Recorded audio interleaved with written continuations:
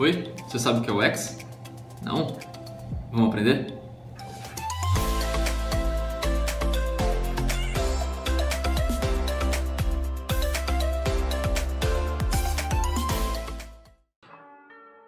Oi, hoje eu vou falar sobre UX, ou User Experience, que é uma área que estuda como melhorar a experiência de uso do seu produto. Para dessa forma, o seu usuário tem uma boa sensação ao experimentar o seu produto e sempre querer utilizá-lo. O conteúdo desse vídeo foi produzido com a ajuda das apostilas da Kaelon, que você também pode obter gratuitamente no site www.kaelon.com.br/apostilas. Basta você entrar com seu e-mail e você receberá tudo na sua caixa de correios.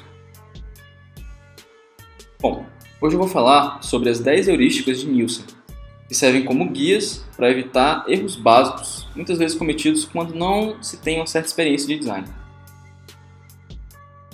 E para isso, eu vou utilizar a ferramenta do Word, que tem vários exemplos prontos. Bom, a primeira heurística de Nielsen diz respeito à visibilidade do status do sistema. Ou seja, deixe claro para o seu usuário o que exatamente ele está fazendo e como o sistema está executando, seja a sua aplicação web, mobile ou desktop. O usuário precisa saber o que está acontecendo no sistema para poder utilizá-lo da melhor forma. E aqui no Word, nós temos exemplos disso. Podemos, por exemplo, observar que o cursor está piscando, que indica que podemos digitar o texto. Também podemos saber a fonte e o tamanho antes mesmo de estar digitando. E também sabemos que o texto está estruturado ou alinhado à esquerda. E tudo isso com pequenos recursos visuais. Bom, já a segunda heurística diz respeito à correspondência entre o seu sistema e o mundo real. Ou seja, tente ser o mais intuitivo possível, usando de elementos bem comuns como as cores, sons e formas, para que o seu usuário consiga entender o que você quer dizer apenas olhando para a tela, sempre usando uma relação com o mundo real. No Word, por exemplo, nós podemos observar vários elementos que nos indicam intuitivamente o que eles fazem apenas olhando para as imagens, como o negrito, o itálico, o sublinhado, até mesmo a cor da fonte.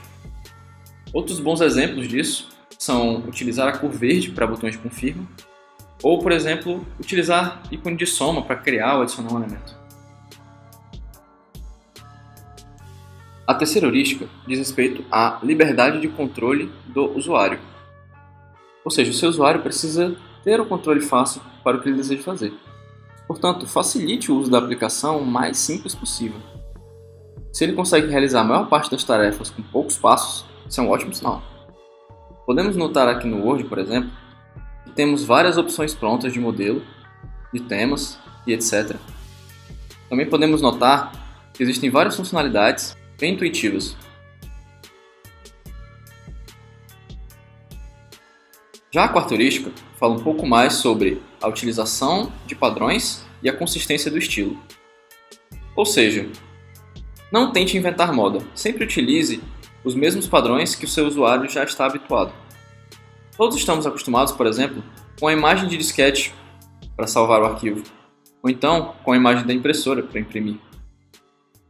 Sempre use os mesmos estilos no seu código ou no seu programa.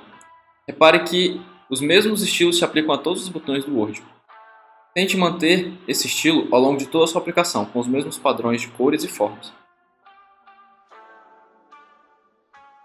Já a quinta heurística diz respeito à prevenção de erros por conta do usuário.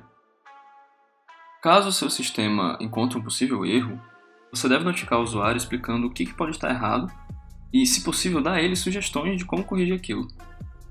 Por exemplo, ao digitarmos alguma palavra errada no Word, como casa com Z, ele automaticamente vai nos indicar visualmente através de pequenos rabiscos vermelhos, indicando que aquela palavra pode estar errada.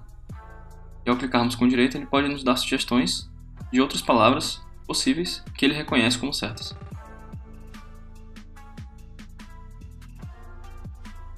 A sexta heurística diz respeito ao reconhecimento ao invés da memorização. Ou seja, deixe explícito para o seu usuário funções ou informações que sejam úteis. Não faça com que ele precise lembrar aonde encontrá-las.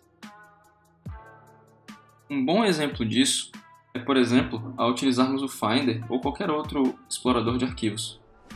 Vamos supor que eu desejo ir para esta pasta. Note que na parte inferior do Finder existe uma indicação do caminho percorrido entre as pastas até eu chegar na pasta atual. A sétima heurística trata da flexibilidade e da eficiência de uso. Isso significa que o seu sistema deve oferecer ferramentas de uso tanto para quem mal utiliza, quanto para quem já tem bastante experiência. Por exemplo, é possível copiar textos utilizando o botão direito do mouse.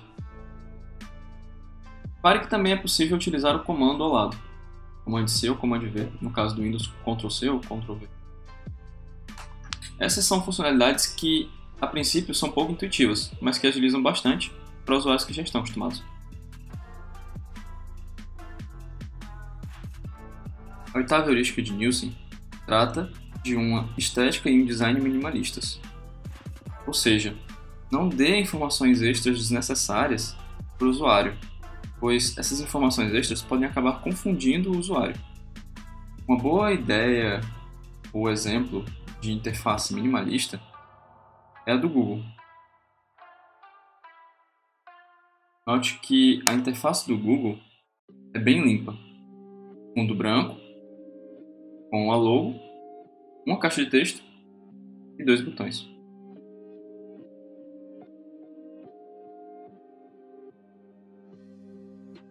A nona heurística diz que você deve ajudar seus usuários a diagnosticarem, reconhecerem e se recuperarem de erros, dando a eles maneiras de proceder com possíveis erros.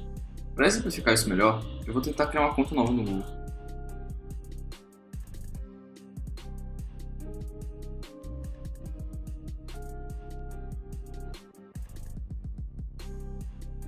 Bom, aqui vocês podem ver que existem várias caixas onde eu posso preencher meus dados.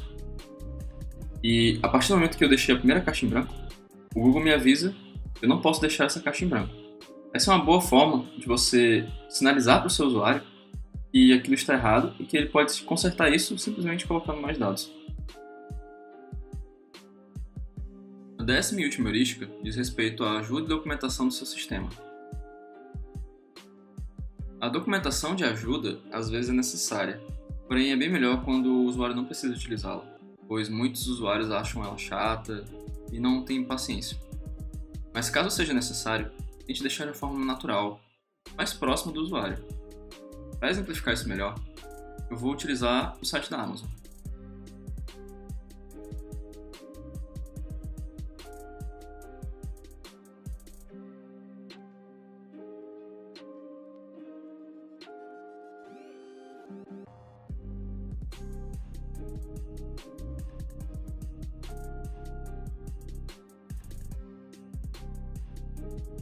Bom, no site da Amazon existem várias formas de pagamento e uma delas é adicionar um cheque ou uma conta de banco. E para isso, ele dá uma documentação visual indicando quais as numerações são as indicadas e requeridas.